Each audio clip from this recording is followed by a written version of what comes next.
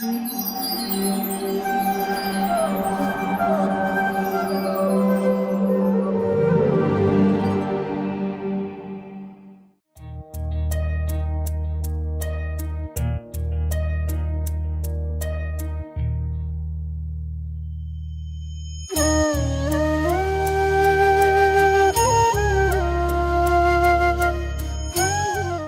Krishna. Welcome to our program. Our speaker of the day is Shriman Gaurang Darshan Prabhu. He has done his master's degree from the prestigious Indian Institute of Science, Bangalore. Prabhuji is a disciple of His Holiness Radhanath Swami Maharaj, who is a senior disciple of His Divine Grace A.C. Bhaktivedanta Swami Srila Prabhupada.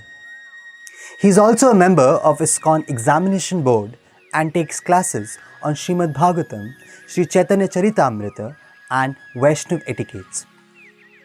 He has written elaborate workbooks on Bhagavad Gita, Srimad Bhagavatam and Chaitanya Charitamrita, with which the students can dive into intricacies of these great scriptures. He is a compiler of many other educational booklets and magazines, thus helping the seekers of Bhagavad knowledge. In all, he is a living encyclopedia of scriptures preaching the science all over the world, and who is exemplary and lives whatever he preaches. Come, let's hear him and try to imbibe the essence of scriptures as presented by him. Thank you. Hare Krishna. Hare Krishna. In the Samudramanthan episode, all the demigods and the demons tried to bring this great Mandara mountain all the way to Milk Ocean, but they could not do so. They have broken their limbs. Then the Supreme Lord Vishnu appeared there, and on the back of Garuda, he brought all these demigods and demons along with Mandara mountain on the shore of Milk Ocean. Then the demigods and demons also brought Vasuki serpent, so that the serpent can be used as a churning rope.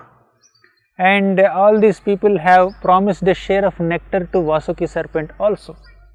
And when the demigods picked up the front portion of the snake, Vasuki, to churn, the demons were left with the back portion. And the demons considered it an insult to pick up the tail portion of the snake, which is inauspicious in their opinion.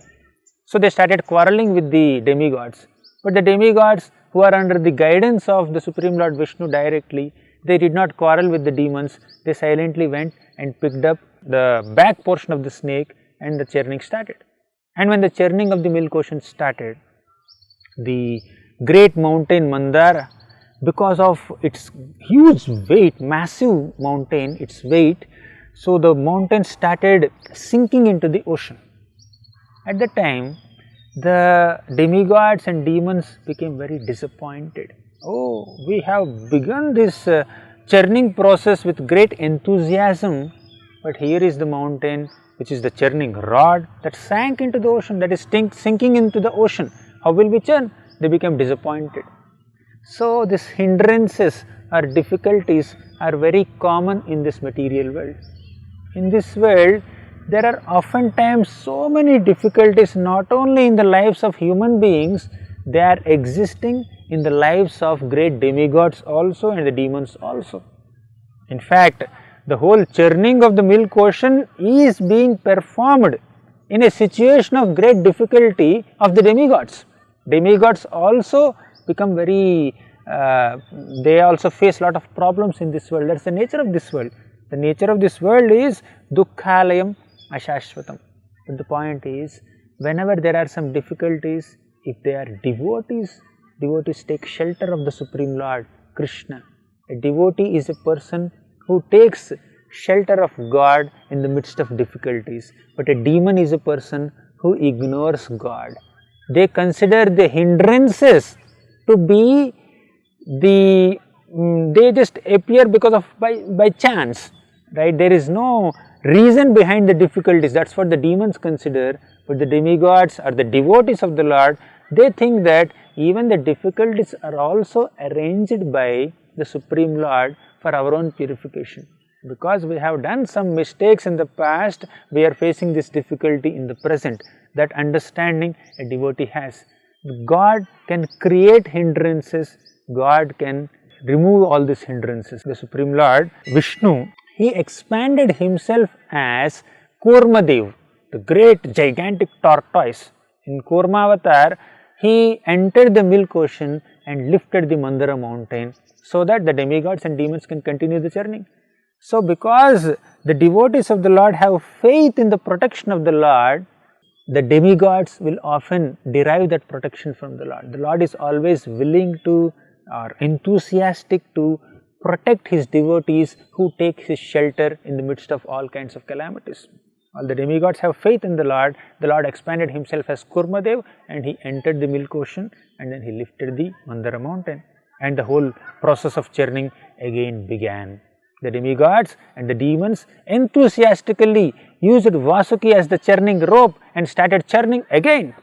So, as they were churning, suddenly, because the demigods were on the tail side and the demons were on the front portion of the snake, so many hoods of this Vasuki serpent were emanating lot of fire, lot of smoke. So, because of that heat and smoke, all the demigods and the demons, especially the demons, they become very fatigued. They were so tired. Their faces have become very black because of their ego, because of their sense of superiority complex over the demigods. The demons just picked up the front portion of the snake, but because they were so close to the mouth or the hoods of the snake, the fire and heat that is emanating from that snake were actually torturing them. And that heat is so powerful that it is coming all the way to the side of the demigods also and affecting them also to some degree. And the demons were most affected. The Supreme Lord Vishnu had noticed this. Oh, these people are churning the milk ocean, but they were being really troubled by this heat. So, let me give them some soothing effect. So, Lord Vishnu has caused beautiful rains during this process. So, he created some beautiful clouds that were just showering very mild rains, some little cool droplets of water coming from the clouds created by the Lord were pacifying all the demigods and demons from that heat. So, when they were experiencing heat, these cool drizzles that are coming from these clouds just really gave them a lot of relief. So, like that, the Supreme Lord not only conceived the plan of churning the milk ocean, he also assisted the demigods and demons in various ways. He helped them in various ways in the execution of the process. This is all his Leela, his pastimes. He is the supreme enjoyer. By creating all these kinds of pastimes, he will enjoy in a supreme manner. So, the demigods and demons, they started churning. And also, the Supreme Lord Vishnu, he wanted to empower the demigods and demons and Vasuki also, so that they remain energetic till the production of nectar. Because nectar is supposed to come out when these people become tired, and if they become very fatigued, the nectar will not come. So, they should be alive, they should be very enthusiastic and energetic till the end of the whole process. So, the Lord has empowered the demigods, he empowered the demons, he empowered Vasuki snake also. The demigods are predominantly in Sattva Guna or mode of goodness. So, the Lord increased their goodness, the Lord increased their Sattva Guna and empowered them with that Sattva Guna. And the demons were predominantly in mode of passion. So, the Lord empowered the demons also with the mode of passion. And the serpent, the snake Vasuki, this snake was in mode of ignorance or Tamoguna. So, just like the Lord empowered the demigods with Sattva Guna, empowered the demons with Rajoguna, he also empowered Vasuki with Tamoguna. So, different people require different kinds of empowerment. So, a person who is in lower modes, if he is asked to perform some activity in higher mode like Sattva Guna, he won't be able to do it. So, the Lord understood their respective modes and empowered them with their respective modes so that they can enthusiastically participate in this whole activity. So, thus the Lord, the Supreme Lord Vishnu empowered the demigods, empowered the demons, empowered Vasuki, and he also created very soothing clouds that can shower some mild rains and drizzle so that they can be relieved of the heat coming from Vasuki's mouth, so many hoods. And he also became a great gigantic tortoise who entered the milk ocean and lifted the mountain and kept it without sinking. But there is another issue.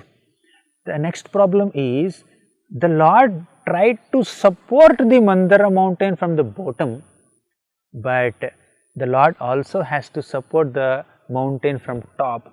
The mountain is imbalanced, the mountain is held nicely, supported nicely as a foundation by Kurmadev, but from top it is getting imbalanced. The demigods and demons were trying to churn with the serpent rope, and the mountain was in the middle, and this Kurma was at the bottom, but from top there is no support, there is no balancing agent.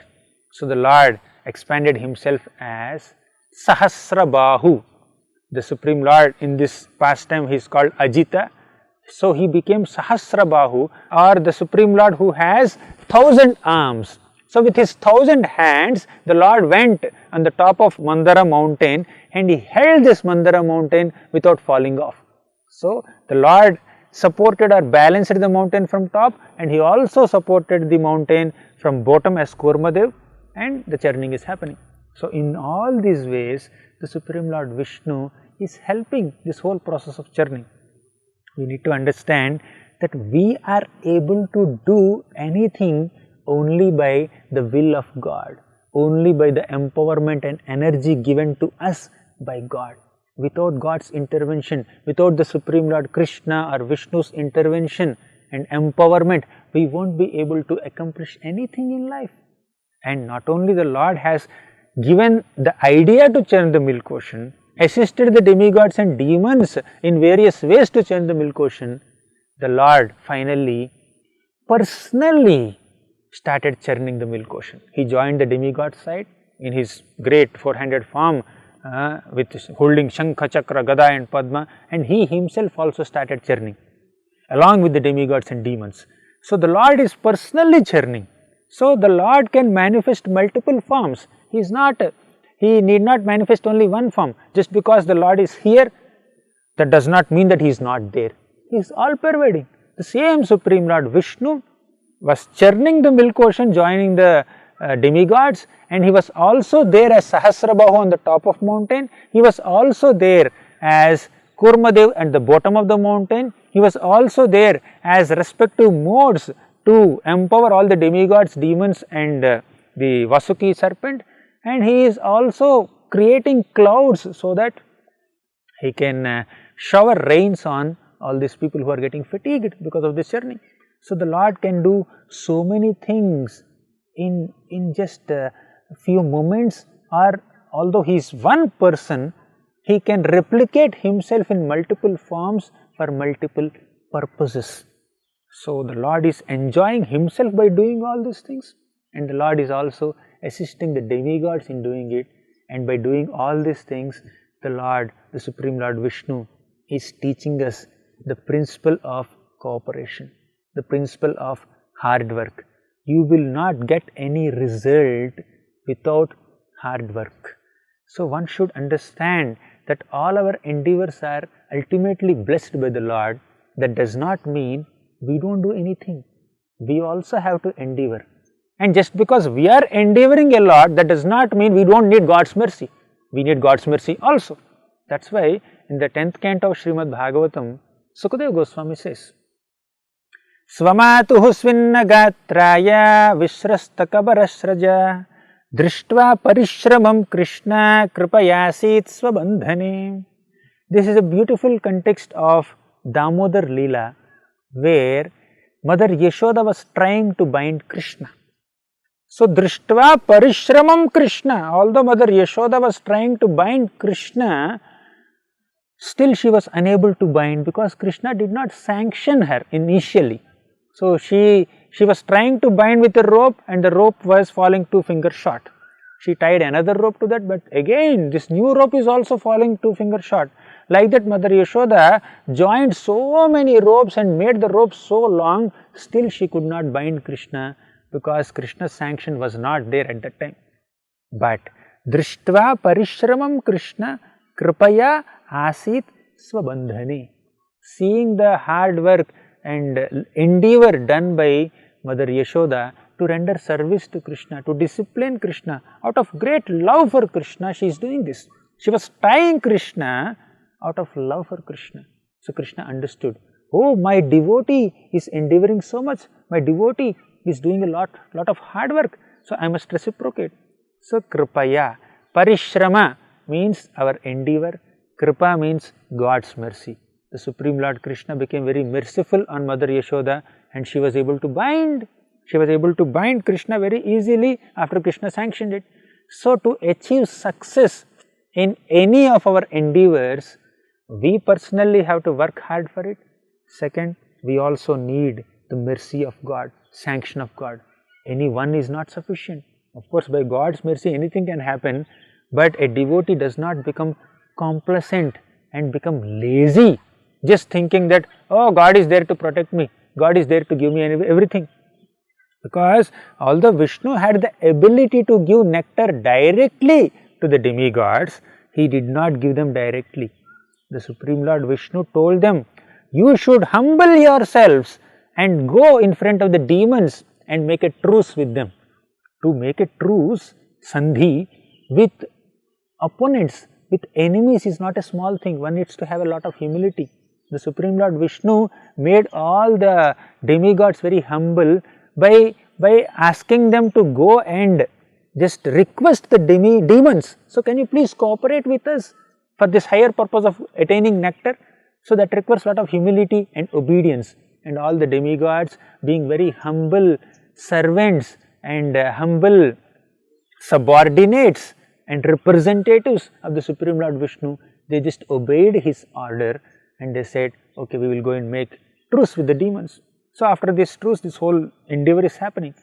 But when the endeavor is happening, the Supreme Lord Vishnu did not just leave them.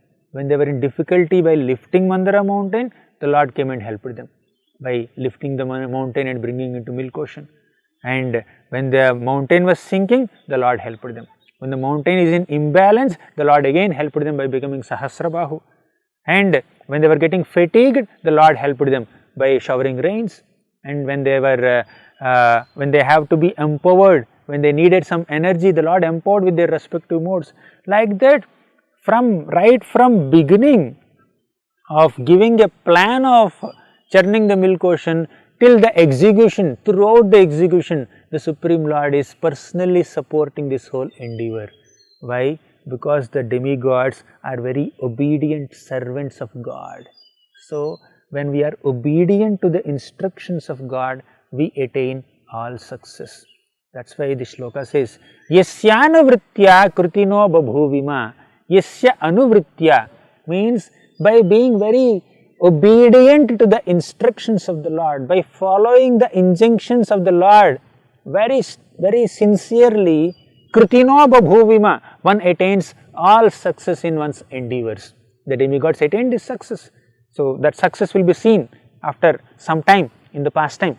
So at this stage, the Lord has personally joined the demigods in churning the Milk Ocean, and the demons also were there on the other side of the mountain churning the Milk Ocean.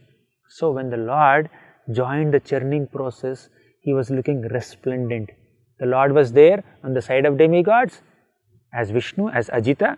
Lord was there on the top of mountain as Sahasrabahu with 1000 hands, and Lord was there under the mountain as Kurmavatar holding the mountain.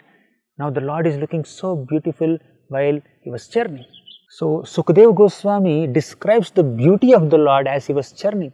So the beauty of the Lord is so striking when he was churning the Milk Ocean. Whatever the Lord does, he is so beautiful. Meghashyamaha kanaka paridhihi karna vidyota vidyon मूर्धनि भ्राजत विलुलित कचः श्रद्धरो रक्तनेत्रः जैत्रैर्दोर्भिर्जगदभयदैर्दम्दसूकं गृहीत्वा मथनन् मथन प्रतिगृहिर Eva शोभताथो धृतार्थिः. Sukadeva Goswami describes the beauty of the Supreme Lord by speaking this beautiful shloka. So, Meghashyamaha Kanaka Paridhihi. Meghashyama means the Lord is having the complexion of a black cloud, and he was dressed in yellow garments, and his earrings were shining like lightning, and his hair was spread all over his shoulders, and he wore a garland of flowers, and his eyes were very reddish. Rakta netraihi. With his glorious arms, his great shoulders, he is awarding fearlessness to the entire universe as he was churning the milk ocean, because the universe is fearful now, because they were not being, the residents of the universe were not being ruled by able administrators like the demigods. Actually, demigods were supposed to rule the universe, but the demons were ruling, so the universe is in a very precarious situation.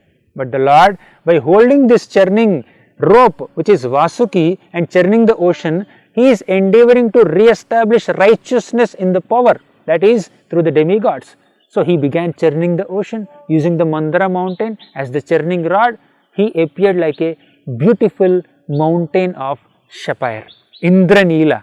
So this mountain, this great mountain of Mandara is looking golden, but the Lord who was churning the milk ocean through this Mandara mountain, holding Vasuki serpent, he is looking like another mountain, which is Indranila mountain. The Lord has bluish complexion, that resembles Neelamani.